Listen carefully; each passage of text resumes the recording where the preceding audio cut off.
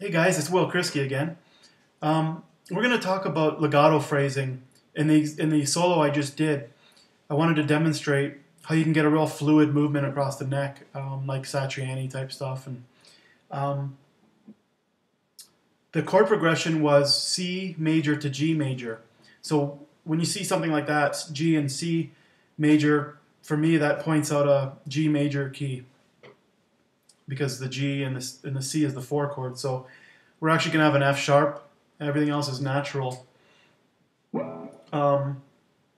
So for the legato phrasing, there was a couple things I did. One was something like this.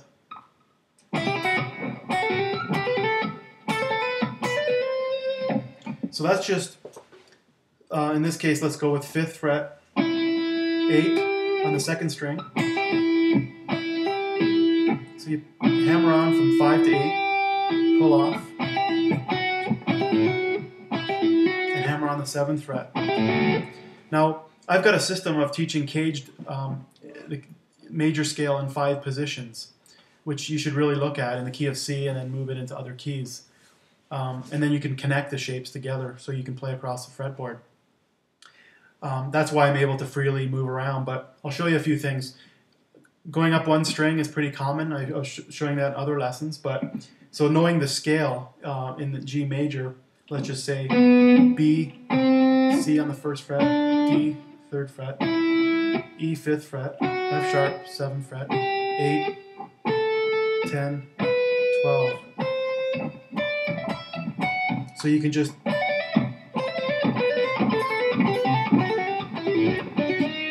same idea. So, and you can do that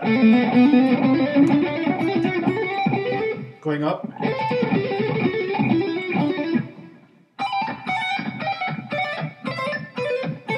It's kind of a cool effect, maybe like Steve Vai sort of thing.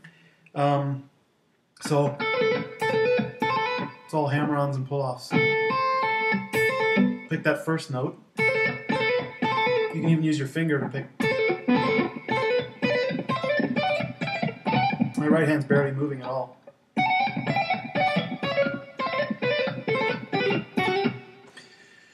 And the other idea is more scalar. Now I'm going to go over the G major pattern, let's say.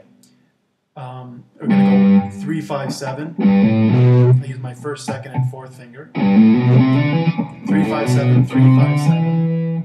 Then we got 4, 5, 7, 4, 5, 7 on the 4th and 3rd string. So then we shift up to the 5th fret. So I see it as a series of triplets. 3, 5, 7, 3, 5, 7, 4, 5, 7, 4, 5, 7. 5, 7, 8, 5, 7, 8. Now you can use your 1st, 2nd, and 3rd finger. So you pick the first note and you hammer on the next. Pull off, back down.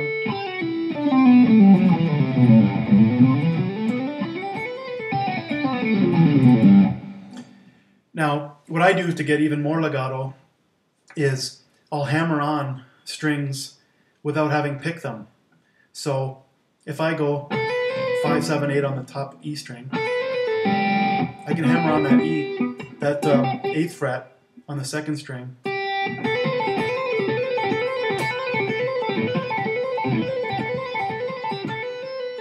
I'm hammering on.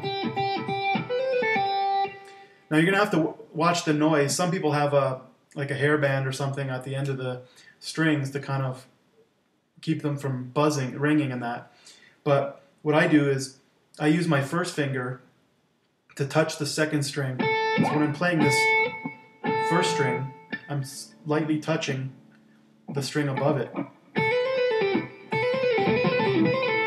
So that's a hammer-on the 2nd string without actually having picked it. So I'm only picking that 1st note.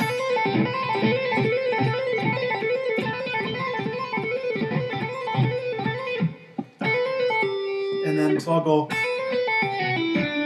hammer on each string as I go down. So you saw me go. So I'm just going back down the scale that I just talked about. Back up again. Hammer on with that third finger. Slide down. Hammer on again, back down. Hammer on with the pinky on the 4th string.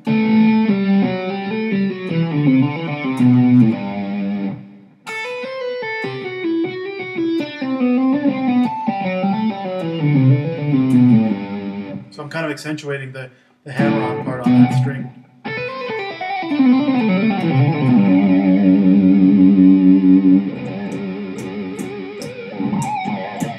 That's the second, that's the F sharp. So you can move that up.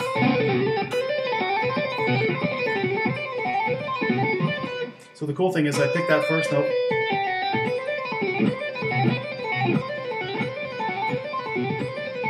I'm only picking the first note on the high E string. Hammer that down. Pull offs, hammer-ons.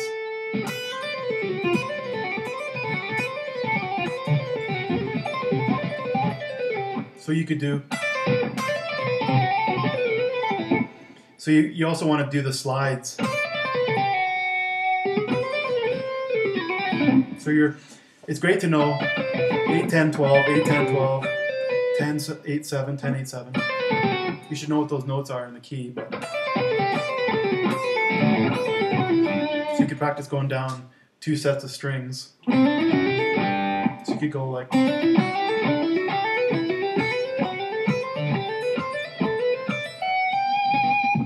So that you're able to go. So I'm going slide down like that.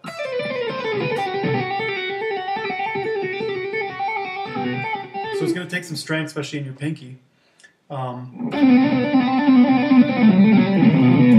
the beauty is I don't even pick.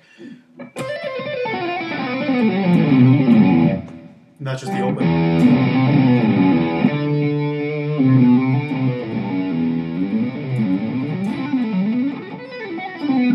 All right, so the idea is to hammer on and pull off with the slides, and the key is going to be knowing those notes on the fretboard and being able to connect them. So have a look at one of my lessons on caged, the 5 scale shapes. I do everything based out of the major key, so have a look at that, and let me know how it goes. See you guys.